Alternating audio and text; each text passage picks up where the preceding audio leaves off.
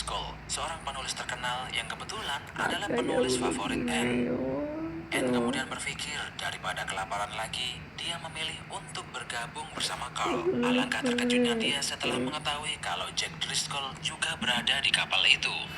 Carl diam-diam menemui Jack dan bercerita tentang rencana gilanya. Dia mempunyai sebuah peta kuno dan berencana untuk pergi ke sebuah pulau misterius yang bernama Pulau Tengkorak.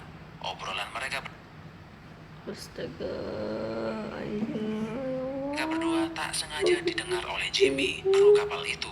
Dia kemudian menceritakan apa yang didengarnya kepada kru kapal yang lain. Setelah mendengar cerita Jimmy, kelasi pertama Hayes memperingatkan Carl untuk tidak pergi ke pulau misterius itu karena 7 tahun yang lalu dia pernah menemukan seseorang yang terombang-ambing di lautan dan orang itu bercerita jika kapalnya menabrak sebuah pulau dengan tembok yang sangat tinggi yang sengaja dibangun untuk menahan monster di dalam pulau itu agar tak keluar. Mendengar cerita Hayes, Carl malah makin bersemangat dan berusaha membujuk Kapten Engelhorn karena tujuan kapal itu seharusnya ke Singapura. Di saat mereka sedang berkabung, tanpa disadari kabut semakin menebal. Suasana kapal itu semakin mencekam dan semua orang menjadi merinding. Perlahan-lahan mereka melihat sesuatu yang tidak normal, yaitu sebuah pulau yang memiliki tembok yang besar dan tinggi. Kapten berusaha memutar balik kapalnya, tapi terlambat. Kapal itu terlanjur menghantam bebatuan tajam dan membuat lubang di ruangan mesin. Mau tidak mau, mereka harus berhenti dan mereparasi kapal itu. Di pagi hari ketika mulai terang, sambil menunggu reparasi kapal, Carl menggunakan kesempatan ini untuk mendekat ke pulau itu dan merekam dengan kameranya. Jack dan Anne melihat tembok yang sangat tinggi dan kumpulan tulang manusia berserakan di semua tempat. Mereka yakin jika pulau ini masih ada penghuninya. Benar saja, tak lama kemudian, sekelompok orang yang mengerikan muncul di depan mereka. Beberapa kru film Carl terbunuh secara brutal. Untungnya Kapten Engelhorn datang untuk menyelamatkan dan membawa mereka kembali ke kapal.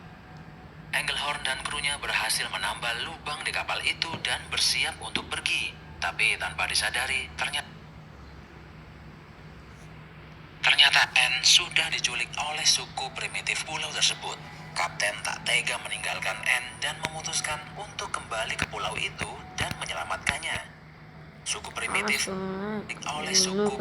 pulau tersebut. Kapten tak tega meninggalkan Anne dan memutuskan untuk kembali ke pulau itu dan menyelamatkannya. Suku primitif mengikat Anne di sebuah jembatan. Ternyata dia dijadikan sebagai tumbal. Dan tak lama kemudian seekor kera raksasa datang menghampiri dan membawa Anne pergi. Jack, Engelhorn dan krunya berusaha mencari keberadaan Anne, tapi malah menemukan sebuah jejak telapak kaki raksasa. Mereka semua ketakutan setelah melihat hal itu. Ia malah menggunakan kesempatan ini merekam sekumpulan dinosaurus di depannya. Tapi tak lama kemudian, dinosaurus itu terlihat gelisah dan mulai berlarian. Ternyata ada sekelompok dinosaurus karnivora yang sedang berburu dan berlari ke arah mereka. Engelhorn kehilangan beberapa krunya di insiden mengerikan itu. Carl dan Jack masih beruntung bisa selamat.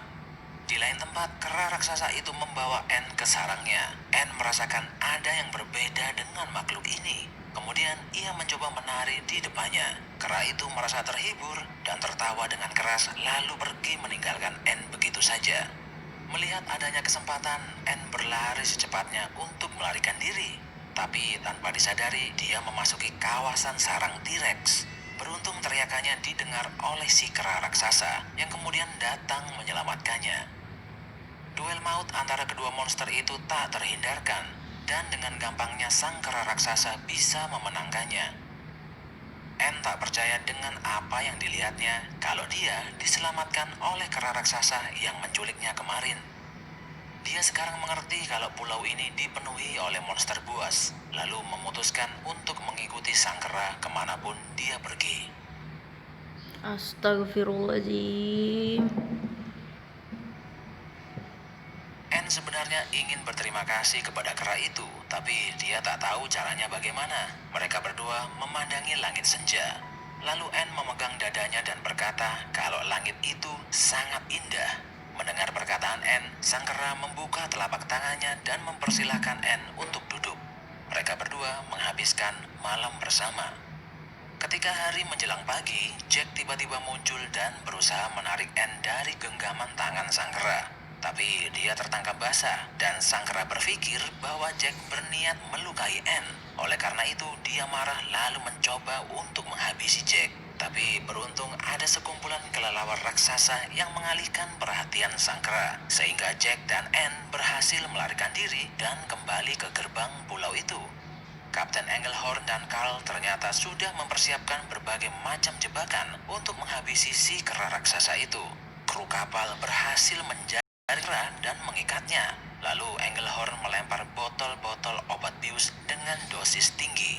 Jack menarik Anne untuk kembali ke kapal. Sang kera melihatnya dan masih berpikir jika Jack itu berniat menyakiti Anne. Dia kemudian memberontak dan berhasil keluar dari jaring. Semua orang panik lalu berencana menghabisi kera itu dengan menembakkan semua senapan api yang mereka punya. Tapi tak lama kemudian obat biusnya bekerja. Badan kera raksasa makin melemah, tapi dia masih bisa mengulurkan tangannya dan berusaha sekuat tenaga untuk menyelamatkan Anne. Melihat hal itu, Anne menangis lalu memohon kepada mereka semua untuk tidak menyakiti kera itu dan membebaskannya. Tapi Carl punya pendapat lain. Dia berencana akan Astaga. membawa kera itu kembali ke kota New York untuk dipertontonkan ke masyarakat luas. Lalu dia menamai kera raksasa itu King Kong, keajaiban dunia yang ke-8. Beberapa lama kemudian setelah kembali ke kota New York, Carl memperlihatkan Kong dalam sebuah acara